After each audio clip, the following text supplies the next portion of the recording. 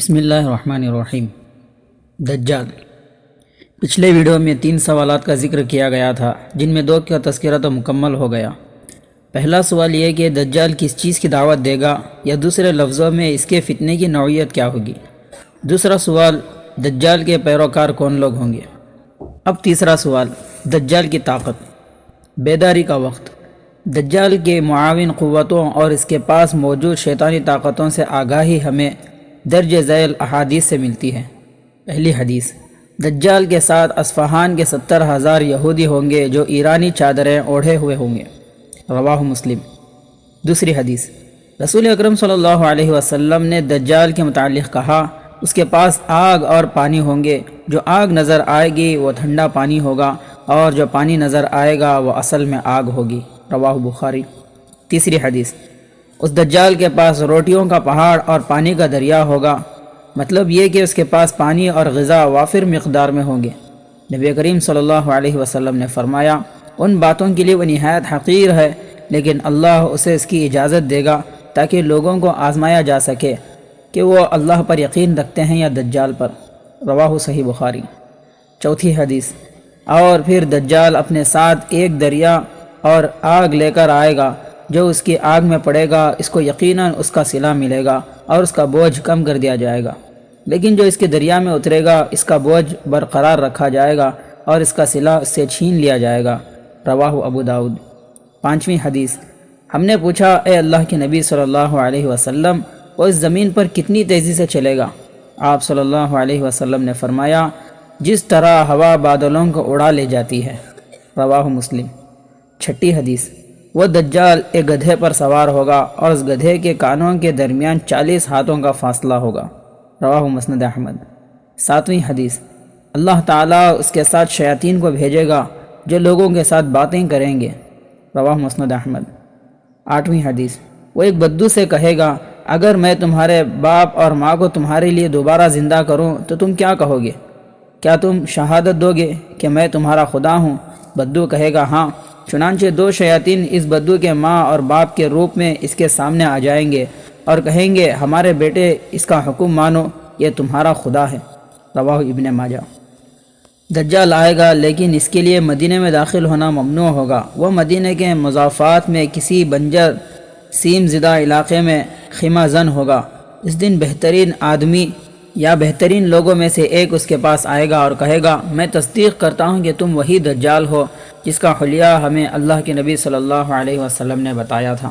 دجال لوگوں سے کہے گا، اگر میں اسے قتل کر دوں اور پھر زندہ کر دوں تو کیا تمہیں میری دعوی میں کوئی شبہ رہے گا؟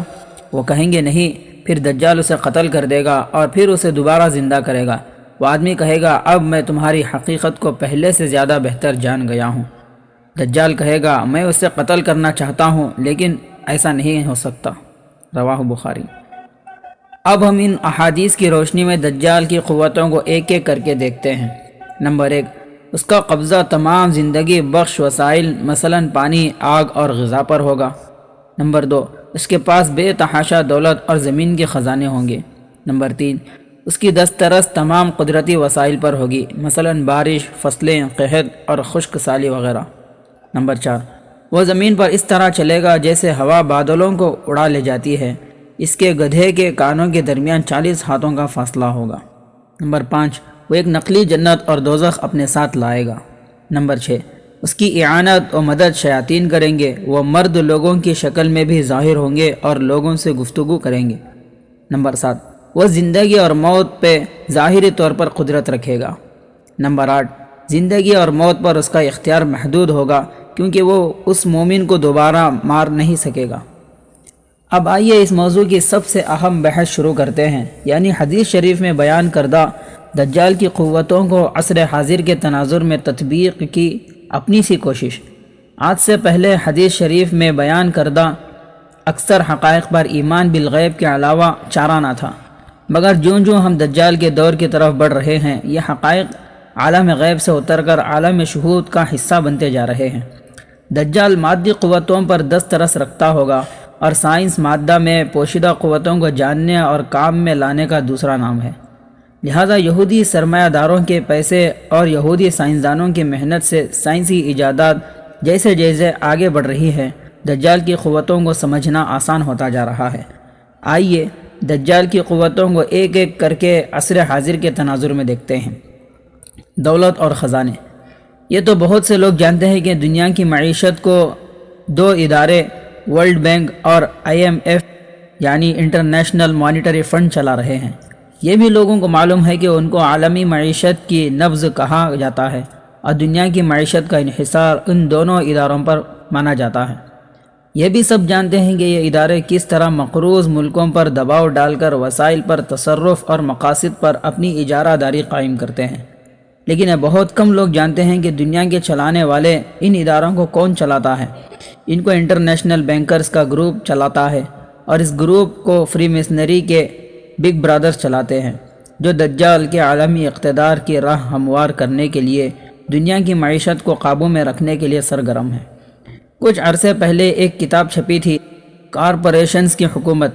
یہ ایک امریکی جوڑے نے لکھی ہے جو بیرون امریکہ ملٹی نیشنل کمپنیوں کی انسانیت سوز کارروائیوں کو قریب سے دیکھتے رہے اور آخرکار اس بات پر مجبور ہوئے کہ نوکری چھوڑ چھاڑ کر امریکہ واپس جائیں اور اپنے ہم وطنوں کو نادیدہ قوتوں کی کارستانیوں سے آگاہ کریں۔ انہوں نے کرنسی نوٹ کے متعلق لکھا کہ آہستہ آہستہ یہ بھی ختم ہو جائے گا، اس کی جگہ کریڈٹ کارڈ نے لے لی ہے، پھر کریڈٹ کارڈ بھی ختم ہو جائے گا۔ لوگ کمپیوٹر کے ذریعے اعداد و شمار برابر کریں گے اور بس ہاتھ میں کچھ بھی نہ ہوگا۔ بندہ ایک عرصے تک اس جادوئی طلسم کے بارے میں سوچتا رہا کہ اگر نمبروں کا کھیل ہی اشیاء و خدمات کے حصول کا ذریعہ بن جائے گا تو پھر یہ دنیا آسان ہوگی یا مشکل؟ نیز اس سے یہود کیا حاصل کرنا چاہتے ہیں، جو کرنسی کے پیچھے سونے کے خاتمے سے لے کر اسٹاک ایکسچینج میں سود اور جوئے کی ترویج تک ہر چیز میں ملوث ہیں۔ تفکر اور مطالعہ جاری تھا کہ ماسٹرز کا بنایا ہوا یہ منصوبہ ہاتھ لگا۔ آپ بھی سوچئے اور غور کیجئے کہ علماء کرام جب غیر شرعی معاملات کے خطرناک نتائج یا مسلم دشمن طاقتوں کی پالیسی سے آگاہ کریں اور اس کو نہ مانا جائے تو آنے والی دنیا کا منظر نامہ کیا ہوگا۔ Central bank of international settlement اور ورلڈ بینک کام کرنے کے مجاز نہیں ہوں گے۔ پرائیویٹ بینک غیر قانونی ہوں گے۔ بینک آف انٹرنیشنل سیٹلمنٹ یعنی BIS منظر میں غالب ہیں۔ پرائیویٹ بینک بڑے 10 بینکوں کی تیاری میں تحلیل ہو رہے ہیں۔ یہ بڑے بینک دنیا بھر میں بینکری پر BIS اور IMF کے رہنمائی میں کنٹرول کریں گے۔ اجرتوں کے تنازعات کی اجازت نہیں دی جائے گی، نہ ہی انحراف کی اجازت دی جائے گی۔ جو بھی قانون توڑے گا اسے سزائے موت دے دی جائے گی۔ طبقہ اشرافیہ کے علاوہ کسی کے ہاتھوں میں نقدی یا سکے نہیں دیے جائیں گے۔ تمام لین دین صرف اور صرف کریڈٹ کارڈ کے ذریعے ہوگا اور آخرکار اسے مائکرو چپ پلانٹیشن کے ذریعے کیا جائے گا۔ قانون توڑنے والوں کے کریڈٹ کارڈ معطل کر دیے جائیں گے۔ جب ایسے لوگ خریداری کے لیے جائیں گے تو انہیں پتہ چلے گا کہ ان کا کارڈ بلیک لسٹ کر دیا گیا ہے۔ وہ خریداری یا خدمات حاصل نہیں کر سکیں گے۔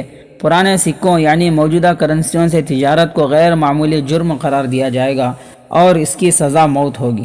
ایسے قانون شکن عناصر جو خود کو مخصوص مدت کے دوران پولیس کے حوالے کرنے میں ناکام رہیں، ان کی جگہ سزائے قید بھگتنے کے لیے ان کے کسی گھر والے کو پکڑ لیا جائے گا۔ ان دونوں پیراگرافوں کے آخر میں قتل کی سزا کا تذکرہ پوری تاکید اور اہتمام سے ہے۔ تو میرے بھائیوں، جب یہود کے جنگل میں پھنس کر بھی آخرکار قتل ہونا یا غلام بن کر رہنا ہے تو مرنے سے پہلے مرنے کا اختیار خود کیوں نہ استعمال کر لیں۔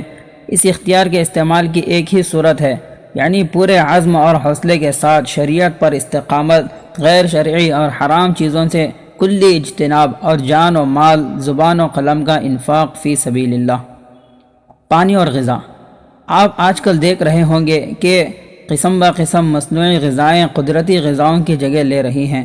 بسکٹ، چاکلیٹ، آئس کریم، مکھن، اچار، چٹنی اور جام و مربع کی خیر تھی۔ کولڈ ڈرنک اور مصنوعی مشروبات نے تو ایسا میدان مارا ہے کہ گاؤں دیہاتوں میں لوگ دودھ، لسی، سکنجبین، ٹھنڈائی اور تخم ملنگا کو تو بھول ہی گئے۔ قدرتی دودھ دیہات میں بھی کسی قسمت والے کو ملتا ہے، البتہ مصنوعی دودھ 20 اقسام اور ذائقے کا ہر وقت ہر جگہ دستیاب ہے۔ اب تو شہد اور دودھ کے بعد ہر قسم کے کھانے بھی ٹن پیک میں آنا شروع ہو گئے ہیں۔ دبئی جیسے شہروں میں تو قدرتی ذبیحہ کے لیے اتنی شرائط ہیں گویا ان پر ایک طرح کی پابندی لگ گئی ہے۔ تمام تر غذائیں مصنوعی اور کیمیاوی مادوں سے لبریز ہیں۔ ذرا تصور کیجئے ایسے شہر کے سہولت پسند باشندوں کا کیا بنے گا جو ایک آدمی کی غذا کا بندوبست نہیں رکھتے اور تمام تر انحصار یہودی ملٹی نیشنل کمپنیوں پر کر رہے ہیں۔ جانور مصنوعی نسل کشی کے ذریعے پیدا کیے جا رہے ہیں۔ فصلیں مصنوعی بیجوں اور کھادوں سے اگائی جا رہی ہیں۔ جہاں امریکی بیج لگ جائے وہاں کوئی دوسرا بیج نہیں چل سکتا۔ آپ کو ہر مرتبہ کمپنی سے بیج خریدنا پڑے گا ورنہ آپ کی زمین میں دھول اڑے گی۔ پانی کا تو کہنا ہی کیا، دریاؤں اور چشموں کا معدنیات اور جڑی بوٹیوں کی تاثیر والا صاف قدرتی پانی تو پیتا ہی ہے وہ ہے جس کے پاس منرل واٹر خریدنے کی سکت نہیں۔ شہروں میں تو فیشن ہو گیا ہے کہ لوگ کہیں ملنے بھی جائیں تو منرل واٹر کی بوتل ہاتھ میں اٹھاتے پھرتے ہیں۔ ان کو خیال میں یہ اسٹیٹس کی علامت ہے، جبکہ دجالی قوتوں کی سیاست اور طاقت کے مظاہرے میں سے ایک مظہر ہے۔ اس کا اندازہ دنیا کو اس وقت ہوگا جب انسان کے گلے سے پیٹ میں اترنے والی ہر چیز مصنوعی ہو جائے گی اور ملٹی نیشنل کمپنیوں کے ہاتھ میں ہوگی، جو بھاری رشوت، دباؤ اور شیطانی ہتھ کنڈوں کے ذریعے مقامی صنعتوں کو تباہ کرنے کے لیے قدرتی دیسی خوراک کی فروخت پر پابندی لگوا دیں گے، اور پھر دجال اس کو پانی کا ایک قطرہ یا پکی پکائی روٹی کا ایک ٹکڑا بھی نہیں دے گا جو اس کے شیطانی مطلوبات نہیں مانے گا۔ پانی اور غذا کو مصنوعی بنانے کی دجالی مہم اس لیے جاری ہے کہ مصنوعی چیز صانع کے ہاتھ میں ہوتی ہے، وہ جس کو چاہے بیچے نہ بیچے، دے نہ دے، جبکہ قدرتی چیز قدرت کے ہاتھ میں ہوتی ہے جو کہ پھول اور کانٹوں کا یکساں خیال رکھتی ہے۔ شہر تو شہر ہیں، اب تو دیہاتوں میں بھی یہ حال ہے۔ واٹر سپلائی کی اسکیمیں اور ٹینک، پائپ، پنچکھیاں وغیرہ NGOs لگا کر دے رہی ہیں جو آگے چل کر اس پر اجارہ داری قائم کریں گی، اور اس طرح شہروں میں تو پانی اور خوراک کے ذخیرے تو ہوں گے ہی عالمی انتظامیہ کے ہاتھ میں، دیہات میں بھی قدرتی پانی کسی عام آدمی کے بس میں نہ ہوگا۔ مستقبل میں پانی کے مسئلے پر دنیا بھر میں ہونے والی جنگوں کے متعلق تو آپ پڑھتے اور سنتے ہی رہتے ہیں۔ یہ دراصل آگے چل کر دجالی قوتوں کی طرف سے پیدا کیے جانے والے مصنوعی بحران کو اصلی باور کرانے کی ذہن سازی اور مشق ہے۔ مزے کی بات یہ ہے کہ قدرتی پانی کو مضر صحت جبکہ منرل واٹر کو صحت کے لیے مفید بتایا جاتا ہے۔ حالانکہ صورتحال یہ ہے کہ منرل واٹر کے ذریعے اربوں ڈالر کمانے کے ساتھ ساتھ ہماری نسل کو زنخواہ بنایا جا رہا ہے۔ اس لفظ کا مطلب کسی پنجابی بھائی سے پوچھ لیں۔ ہمارے ایک محترم دوست نے جب دیکھا کہ لوگ غیر معیاری پانی بیچ رہے ہیں تو انہوں نے منرل واٹر بنانے کا پلانٹ لگایا۔ ان کا ارادہ تھا معیاری کام کریں گے چاہے کم نفع ملے۔ جب وہ پلانٹ لگا چکے اور تمام تجربات مکمل کرنے کے بعد حکومتی نمائندہ اس کی منظوری دینے آیا تو ان کے کام اور لگن کی تعریف کیے بغیر نہ رہ سکا۔ لیکن اس کا سوال تھا کہ آپ اس میں وہ قطرے ملاتے ہیں یا نہیں۔ ان کو تعجب ہوا کہ کون سے قطرے پانی میں ملائے جا سکتے ہیں۔ کہانی کچھ یوں سامنے آئی کہ انسان کے تولیدی مادے میں دو طرح کے جراثیم ہوتے ہیں، ایک کو ایکس کروموزومز اور دوسرے کو وائی کروموزومز کا نام دیا گیا ہے۔ پہلا زیادہ ہو تو اللہ کے حکم سے مذکر اور دوسرا زیادہ ہو تو نو مولود مؤنث پیدا ہوتا ہے۔ دوسری قسم کے قطرے ملائے بغیر پانی کی فروخت کا لائسنس نہیں دیا جاتا۔ اب مجھے نہیں معلوم کہ ہمارے ڈاکٹرز اور ماہرین اس بات کی تصدیق کریں گے یا ناواقفیت اور دباؤ ان کے آڑ آئے گا، لیکن بندہ اس کا کیا کرے کہ میں نے ان دوست کا پلانٹ خود دیکھا اور ان کی بے بسی کی داستان ان کے دفتر میں بیٹھ کر خود سنی۔ اس کو کیسے جھٹلا دوں؟ کیا محض مجھے کہانی سنانے کے لیے انہوں نے اپنا لگایا پلانٹ ٹھپ کر دیا ہوگا؟ اس طرح کی کہانیاں دنیا کے کئی حصوں میں جنم لے رہی ہیں۔ دنیا بھر کے انسان پینے کے پانی کے بحران کے ناخوشگوار پہلوؤں سے سمجھوتا کر رہے ہیں۔ ورلڈ بینک کی پشت پناہی میں بین الاقوامی سطح پر غذا اور پانی فراہم کرنے والی مٹھی بھر کمپنیوں نے انسانی ہمدردی کے نام پر پانی کو اشیاء صرف میں شامل کر کے منافع خوری شروع کر دی ہے۔ یہ کمپنیاں کھلے عام ورلڈ بینک اور اقوام متحدہ میں اپنا غلبہ رکھتی ہیں۔ انہوں نے گزشتہ سال مارچ 2005 میں ہالینڈ کے دارالحکومت ہینگ میں منعقدہ ورلڈ واٹر فورم کو اسپانسر کیا تھا۔ جس میں قدرتی پانی کے بارے میں مختلف بیماریاں پھیلنے کا منفی پروپاگنڈا اور مصنوعی پانی کو خریدنے کی اہمیت پیدا کرنے کے لیے نت نئے طریقے سوچے گئے اور اربوں ڈالر کی مالیت پر مشتمل منصوبے منظور کیے گئے جنہیں مختلف یہودی کمپنیاں مل کر اسپانسر کریں گی۔ قدرتی وسائل یعنی بارش، فصلیں، موسم اور اس کے اثرات، قحط، خشک سالی وغیرہ۔ آپ نے محسوس کیا ہوگا کہ کرۂ ارض کے موسم میں واضح تبدیلیاں آ رہی ہیں اور موسم اور ماحول سنگین تباہی سے دوچار ہو رہے ہیں۔ دنیا بھر میں اس حوالے سے مضامین اور سائنسی فیچرز شائع ہو رہے ہیں۔ مجموعی درجہ حرارت میں اضافہ سے طوفان، سیلاب اور بارشوں کی شرح غیر معمولی طور پر متغیر ہو گئی ہے۔ اگرچہ اس کو فطری عمل قرار دیا جا رہا ہے، لیکن در حقیقت یہ تسخیر کائنات کے لیے کی جانے والی ان شیطانی سائنسی تجربات کا نتیجہ اور موسموں کو قابو میں رکھنے کی کوششوں کا نتیجہ ہے جو مغرب میں جگہ جگہ موجود یہودی سائنسدان حضرت داؤد کی نسل سے عالمی بادشاہ کے عالمی غلبے کی خاطر کر رہے ہیں۔ کرۂ ارض کا اپنا قدرتی دفاعی نظام ہے جو اسے سورج کی مہلک شعاعوں اور مختلف ستاروں اور سیاروں سے آنے والی تابکار لہروں کو انسانوں تک نہیں پہنچنے دیتا۔ ان خطرناک شعاعوں کو الٹرا وائلٹ ریز کہتے ہیں۔ یہ نظام قدرتی ہے اور اسے ہمارے خالق و مالک اللہ رب العالمین نے وضع کیا ہے۔ اس کے مقابلے میں سن 1886 اور 88 میں ایک امریکی یہودی سائنسدان نکولا ٹیسلا نے اے سی یعنی الٹرنیٹیو کرنٹ پاور بجلی کا نظام اور اس کی ترسیل کا نظام ایجاد کیا۔ فی سیکنڈ 60 ارتعاشات یعنی ہرٹز کے اے سی بجلی کے پاور گرڈز زمین پر پھیل جائیں تو کرۂ ارض اپنی معمول کی فریکوینسی 7 سے 8 ہرٹز کی بجائے ایک مختلف رفتار سے اچھلنے لگے گا اور اس سے خارج ہونے والی ریڈیائی لہریں آیونی کرۂ کی فضا اور موسم کو لازمی طور پر تبدیل کر دیں گی۔ آیونی کرۂ کو گرم کرنے کے لیے ناروے میں قطب شمالی کے نزدیک تجربات کیے جا رہے ہیں۔ اس سے موسموں میں حسب منشا تبدیلی آ جائے گی۔ اس منصوبے کا اظہار مختلف پیرایوں میں مختلف یہودی اتھارٹیوں کی طرف سے ہوتا رہتا ہے۔ مثلا 1958 عیسوی میں وائٹ ہاؤس کے مشیر موسمیات نے بتایا کہ محکمہ دفاع ایسے ذرائع کا جائزہ لے رہا ہے جو زمین اور بالائی فضا میں برقی ذرات کو موسم پر اثر انداز کرنے کے لیے استعمال کیے جا سکتے ہیں۔ سن 1988 سے 92 کے دوران ATPI کے سائنسدانوں نے ایک ایسا آلہ ایجاد کرایا جو زمین کے آیونی کرۂ یا مقناطیسی کرۂ کے کسی حصے کو تبدیل کر سکتا ہے۔ اگست 1988 عیسوی کو رجسٹر ہونے والے اس عسکری ہتھیار کو یہودی سائنسدان جے ایسٹ لینڈ نے ایجاد کیا تھا۔ بالآخر 2001 عیسوی کو اس سسٹم کے مکمل طور پر زیر عمل لانے کا مجوزہ سال قرار دیا گیا۔ اس پروجیکٹ کے اہداف یہ ہیں: نمبر 1 انسانی ذہن کا عمل درہم برہم کرنا۔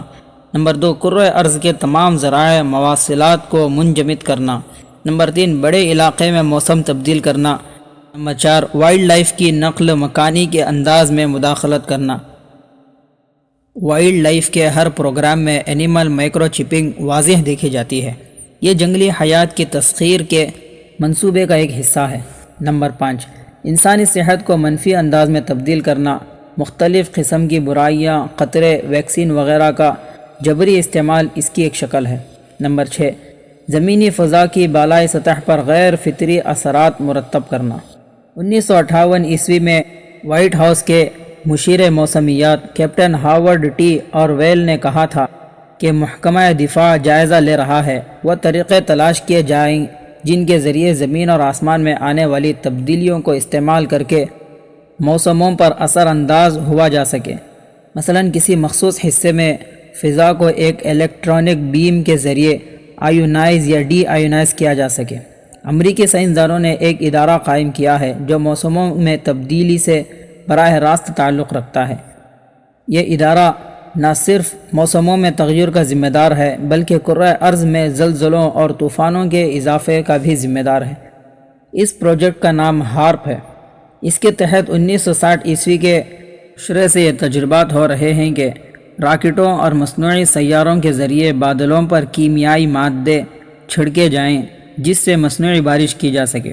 یہ ساری کوششیں قدرتی وسائل کو قبضے میں لینے کی ہیں تاکہ دجال جسے چاہے بارش سے نوازے، جسے چاہے قحط سالے میں مبتلا کر دے، جس سے وہ خوش ہو اس کی زمین میں ہریالی لہرائے اور جس سے بگڑ جائے وہاں خاک اڑے۔ لہذا مسلمانوں کو قدرتی غذاؤں اور قدرتی خوراک کو استعمال کرنا اور فروغ دینا چاہیے۔ یہ ہم سب کے لیے بیدار ہونے کا وقت ہے کہ ہم قدرتی خوراک یعنی مصنوعی اور فطرتی خوراک استعمال کریں اور مصنوعی اشیاء یا مصنوعی طریقے سے محفوظ کردہ اشیاء سے خود کو بچائیں جو آگے چل کر دجالی غذائیں بننے والی ہیں، خصوصاً 3 مصنوعی چیزیں: مصنوعی آٹا، مصنوعی چکنائی اور مصنوعی میٹھا۔ تفصیل کتاب کے آخر میں فتنہ غذا سے حفاظت کے عنوان کے تحت دیکھیں۔ دوا اور علاج۔ پانی اور خوراک پر مکمل قابو پانے کا مرحلہ تو ابھی کچھ دور ہے، لیکن دوا تو مکمل طور پر ملٹی نیشنل کمپنیوں کے قابو میں آ چکی ہے۔ انہوں نے مختلف ممالک میں ایسے قوانین منظور کروا لیے ہیں کہ دیسی طریقہ علاج اگرچہ آسان اور سستا ہو لیکن ممنوع ہے۔ ان عالمی کمپنیوں کے کارندے مقامی طریقہ علاج نیز مقامی دوا ساز کمپنیوں کے خلاف ایسا پروپیگنڈا کرتے ہیں کہ دنیا آہستہ آہستہ ان سے متنفر ہو کر ان بین الاقوامی یہودی کمپنیوں کے چنگل میں پھنس گئی ہے۔ قدرتی جڑی بوٹیوں پر مشتمل علاج پر آہستہ آہستہ مکمل پابندی لگ جائے گی اور دنیا مکمل طور پر یہودی ملٹی نیشنل دوا ساز کمپنیوں کے نرغے میں آ جائے گی۔ یہ جب چاہیں کسی ملک کے مریضوں کو سسکتا تڑپتا چھوڑ کر ان کے مرنے کا تماشا دیکھیں گے۔ یہ دراصل اس عالمی حکومت کا نقشہ ہے جس کے مطابق تمام ضروری اور غیر ضروری ادویاتی مصنوعات ڈاکٹروں، ڈینٹسٹوں اور ہیلتھ کیئر ورکرزوں کو سینٹرل کمپیوٹر ڈیٹا بینک میں رجسٹر کیا جائے گا، اور کوئی دوائی یا علاج اس وقت تک تجویز نہیں کیا جا سکے گا جب تک ہر شہر، قصبہ یا گاؤں کا ذمہ دار ریجنل کنٹرولر اس کی تحریری اجازت نہیں دے گا۔ یہ ساری باتیں ڈاکٹر جان کولمین نے کانسپیریٹرز ہیراکی میں لکھی ہیں۔ دجال کی سواری۔ دجال ایسی رفتار کے ساتھ سفر کرے گا جو بادلوں کو اڑا لے جانے والی ہوا کی ہوتی ہے۔ ایسے جہاز ایجاد ہو چکے ہیں جو ہوا سے کئی گنا تیز رفتاری کے ساتھ پرواز کرتے ہیں۔ بلا شبہ یہ جیٹ اور اس سے بھی بڑھ کر دوسری قسم کی سواری ہوگی۔ ایک خلائی شٹل 45 منٹ میں پوری زمین کے چکر لگا دیتی ہے۔ پراسرار اڑن تشتریوں کا ذکر بھی سننے میں آتا رہتا ہے۔ یہ سب دجال کی سواری کی ممکنہ شکلیں ہیں جو ہمیں بتا رہی ہیں کہ دجال کا وقت اب دور نہیں۔ اس کے گدھے کے کانوں کے درمیان 40 ہاتھ کا فاصلہ ہوگا۔ کسی طیارے کے پروں کے درمیان تقریباً اتنا ہی فاصلہ ہوتا ہے۔ حال ہی میں اسرائیلی ماہرین نے ہیرون نامی ایک طیارہ ایجاد کیا ہے جو اسرائیل کے پالمہیم نامی ایئرپورٹ پر کھڑا ہے۔ یہ طیارہ سازی کی جدید ترین ٹیکنالوجی کے تحت تیار کیا گیا ہے۔ اس طیارے کی پہلی پرواز 14 جولائی 2006 کو کی گئی، جبکہ اسے منظر عام پر 1 سال بعد جون 2007 کو لایا گیا۔ اس کی بلند ترین پرواز 9000 میٹر 30,000 فٹ ہے، جبکہ یہ فی الحال 30 گھنٹے تک مسلسل 225 کلومیٹر فی گھنٹے کی رفتار سے اڑ سکتی ہے۔ اس کے دونوں پروں کے درمیان 16 میٹر کا فاصلہ ہے جو 85 فٹ بنتے ہیں۔ قارئین، حدیث شریف میں بیان کردہ مقدار 40 ہاتھ اور اس طیارے کے پروں کے درمیانی فاصلہ 85 فٹ کے درمیان مناسبت کو ملحوظ نظر رکھیں۔ اہم ترین بات یہ ہے کہ اس کی دم پر 2 ابھار بالکل گدھے کے کانوں کی طرح ابھرے ہوئے ہیں۔ انہیں جس طرح سے بھی دیکھا جائے گدھے کے 2 کانوں کی تشبیہ صاف دکھائی دیتی ہے۔ ممکن ہے اسرائیل کی یہ ٹیکنالوجی مزید ترقی کرے، اس ہی طیارے کی رفتار اور صلاحیت پرواز میں مزید اضافہ ہو اور اس کا آئندہ ماڈل حدیث شریف میں بیان کردہ نشانیوں کے عین مطابق ہو جائے۔ واللہ عالم بالصواب۔ جنت اور دوزخ۔ یورپ یا امریکہ سے باہر رہنے والوں سے مغرب کے بارے میں پوچھیے، وہ اسے جنت قرار دیتے ہیں، وہ اپنے ملکوں کو جہنم کہتے ہیں۔ دجال کے پاس کچھ اس طرح کی صورت ہوگی جن میں تمام سہولتیں اور آسانیاں ہوں گی اور وہ اسے جنت کہے گا۔ ایسے علاقے جہاں دنیاوی عیش و آرام نہیں ہوں گے انہیں جہنم کہا جائے گا۔ شیطانوں کی اعانت۔ ہمارے نبی صلی اللہ علیہ وسلم انسانوں میں سب سے بہتر و افضل تھے۔ کسی انسان کی تمام تر خوبیاں ان میں اللہ تعالیٰ کے فضل و کرم سے جمع تھیں، اور ان خوبیوں کی علامت مہر نبوت کی صورت میں ان کے کندھوں کے درمیان پائی جاتی تھی۔ برے انسانوں کی تمام خرابیاں دجال میں جمع ہوں گی اور اس کے چہرے سے عیاں ہوں گی۔ اس کی دونوں آنکھوں کے درمیان کافر لکھا ہوگا، اس کی ایک آنکھ اس کی ناقص شخصیت کی علامت ہوگی۔ فرشتوں نے حضرت محمد صلی اللہ علیہ وسلم کی مدد کی، اس کے برعکس دجال کی مدد شیطان کریں گے۔ یہ مسلمانوں کے لیے ایک عظیم آزمائش ہوگی کہ کیا وہ الدجال پہ ایمان لے آتے ہیں یا اللہ پہ ایمان میں استقامت دکھاتے ہیں۔ انسانی آبادی پہ اختیار۔ جب سے انسان نے جھوٹ بولنے کا گناہ شروع کیا ہے، انسانی تاریخ میں خاندانی منصوبہ بندی کے فوائد بیان کرنے سے بڑا جھوٹ شاید نہیں بولا گیا۔ مغرب نے کرۂ ارض کے وسائل چوس لیے، ان پر سام بن کر بیٹھ گیا اور پھر اپنا جرم چھپانے کے لیے دنیا سے کہتا ہے وسائل کم ہیں، آبادی نہ بڑھاؤ، بچے کم پیدا کرو، حالانکہ آج بھی زمین کے خزانے اس قدر ہیں کہ کئی گنا زیادہ انسانی آبادی کے لیے کافی ہیں۔ پاکستان کو لے لیجئے، صرف سندھ یا بلوچستان کے معدنی ذخائر اور صرف پنجاب کی زرخیز ترین زمین اور مثالی نہریں نظام پورے پاکستان کے لیے کافی ہے، اور صرف پاکستان اور سعودی عرب کے وسائل پورے عالم اسلام کی کفالت کر سکتے ہیں۔ لیکن غضب ہے کہ ان وسائل کو استعمال کر کے مفلوق الحال دنیا کے کام آنے کے بجائے یورپی کمپنیاں ان پر قبضہ جما رہی ہیں اور مسلمانوں کی نئی نسل کو پیدائش سے پہلے گلا گھونٹ کر مارنے کا ظلم عظیم کر رہی ہیں۔ جب ڈنمارک، ہالینڈ وغیرہ میں ڈیری مصنوعات زیادہ ہوتی ہیں تو انہیں غریب ملکوں کو سستا بیچنے یا قحط زدہ ملکوں کو بطور امداد دینے کے بجائے سمندر میں ڈبو دیا جاتا ہے۔ اس سنگ دلی کو کیا نام دیا جائے؟ دنیا میں فی ایکڑ پیداوار پہلے سے 4 گنا زیادہ ہو رہی ہے، ایک سال میں 3 فصلیں بھی حاصل کی جا رہی ہیں، لیکن محض غیر یہودی آبادی کم کرنے کے لیے وسائل کی کمی کا ڈھنڈورا پیٹا جا رہا ہے۔ اب دجالی قوتوں کی زندگی موت پر اختیار کی طرف واپس آتے ہیں۔ زندگی کا مطلب کسی جسم میں روح کی موجودگی ہے۔ جب یہ روح نکال لی جاتی ہے، جسم کام کرنا چھوڑ دیتا ہے۔ ہم اس حالت کو موت کہتے ہیں۔ روح پہ غالب آنا ممکن نہیں، کیونکہ روح کا علم صرف اللہ تعالیٰ کے پاس ہے۔ قرآن کریم میں ارشاد ہے، اور یہ تم سے روح کے بارے میں پوچھتے ہیں، کہہ دو کہ روح تو میرے رب کا حکم ہے اور تمہیں اس کے بارے میں بہت معمولی علم دیا گیا۔ سورہ بنی اسرائیل۔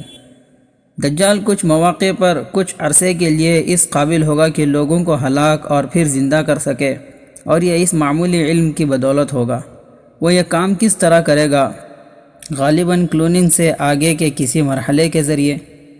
سائنسدانوں نے انسانی جینیاتی کوڈ پڑھ لیا ہے۔ فی الحال اسی سائنسی پیش رفت کو جینیاتی امراض کے علاج کے طور پر پیش کیا جا رہا ہے، لیکن جب اسے باقاعدہ پلیٹ فارم مل گیا اور لوگوں نے اسے قبول کر لیا تو پھر ہیومن جینوم کا قانون بالجبر نافذ کر دیا جائے گا۔ اس کا مطلب ایک مکمل جینیاتی برتھ کنٹرول ہے۔ اس کے تحت شادی کرنا غیر قانونی قرار دے دیا جائے گا۔ اس طرح کی خاندانی زندگی نہیں ہوگی جس طرح آج کل ہے۔ بچوں کو ان کے ماں باپ سے چھوٹی عمر میں علیحدہ کر دیا جائے گا۔ ریاستی املاک کی طرح سرکاری وارڈز میں ان کی پرورش ہوگی۔ اس طرح کا ایک تجربہ مشرقی جرمنی میں کیا گیا تھا۔ بچوں کو ان والدین سے الگ کر دیا جاتا ہے جنہیں ریاست وفادار نہیں سمجھتی تھی۔ خواتین کو آزادی نسواں کی تحریکوں کے ذریعے ذلیل کر دیا جائے گا۔ جنسی آزادی لازم ہوگی۔ خواتین کا 20 سال کی عمر تک ایک مرتبہ بھی جنس عمل سے نہ گزرنا سخت ترین سزا کا موجب ہوگا۔ خود اسقاط حمل سے گزرنا سکھایا جائے گا، اور 2 بچوں کے بعد خواتین اس کو اپنا معمول بنا لیں گی۔ ہر عورت کے بارے میں یہ معلومات عالمی حکومت کے علاقائی کمپیوٹر میں درج ہوں گی۔ اگر کوئی عورت 2 بچوں کو جنم دینے کے بعد بھی حمل سے گزرے تو اسے زبردستی اسقاط حمل کے کلیننگ میں لے لیا جائے گا اور آئندہ کے لیے اسے بانجھ کر دیا جائے گا۔ جب دجالی قوتیں برتھ کنٹرول پر مکمل عبور حاصل کر لیں گی تو دنیا کا نقشہ کچھ یوں ہوگا۔ ایک عالمی حکومت اور 1 یونٹ مانیٹری سسٹم، مستقل غیر منتخب موروثی چند افراد کی حکومت کے تحت ہوگا، جس کے ارکان قرون وسطیٰ کے سرداری نظام کی شکل میں اپنی محدود تعداد میں سے خود کو منتخب کریں گے۔ اس ایک عالمی وجود میں آبادی محدود ہوگی اور فی خاندان بچوں کی تعداد پر پابندی ہوگی۔ وباؤں، جنگوں اور قحط کے ذریعے آبادی پر کنٹرول کیا جائے گا، یہاں تک کہ صرف 1 ارب نفوس رہ جائیں گے۔ جو حکمران طبقہ، یعنی یہ طبقہ یہود کے علاوہ کون ہو سکتا ہے؟ اور یہ ان کے لیے کارآمد ہوں گے، اور ان علاقوں میں ہوں گے جن کا سختی اور وضاحت سے تعین کیا جائے گا، اور یہاں وہ دنیا کے مجموعی آبادی کی حیثیت سے رہیں گے۔ یہ ساری باتیں ڈاکٹر جان کولمین کی کتاب کانسپیریٹرز ہیراکی سے ماخوذ ہیں۔ اے میرے بھائیوں، بیدار ہونے کا وقت ہے۔ شریعت کے احکام سمجھ میں نہ بھی آئیں تب بھی انہیں ماننے کی عادت ڈال لو۔ مغربی پروپیگنڈا بعضوں کے خلاف شرع باتوں کا جواب سمجھ میں نہ بھی آئے پھر بھی ان پر یقین نہ کرو۔ مسلمانوں کی نسل کشی کے لیے خاندانی منصوبہ بندی جیسی ایک نہیں کئی مہمیں چل رہی ہیں۔ ایک ایک کو کیا بیان کریں؟ جو چیز خلاف شریعت ہے اسے چھوڑ دو، ورنہ دنیا بھر میں پھیلے برادرز اور ماسٹرز اپنے ہدف عالمی دجالی حکومت تک پہنچ جائیں گے، اور ہم نہ جانے کس گروہ میں ہوں گے اور کس انجام سے دوچار ہوں گے۔ اللہ ہماری حفاظت فرمائے۔